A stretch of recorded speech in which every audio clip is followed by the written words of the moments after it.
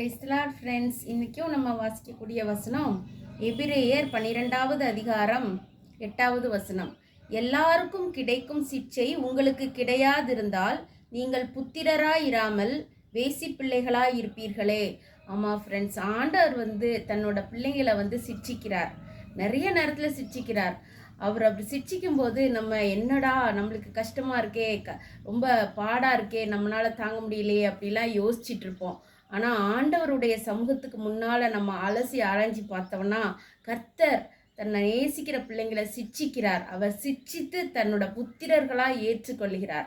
So சிட்சை வர்றது நல்லது தான், அதை நம்ம சந்தோஷமாக ஏற்றுக்கொள்ளணும். சிட்சையினால் நம்ம நல்ல நல்ல பாடங்களெல்லாம் கற்றுக்கொள்கிறோம் ஃப்ரெண்ட்ஸு.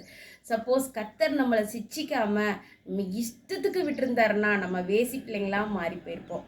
அதனால் கர்த்தர் நம்மளை சிட்சிக்கிறது நல்லதுக்கு, அவருடைய பிள்ளைங்களாக மாற்றுறதுக்கு ஃப்ரெண்ட்ஸ்.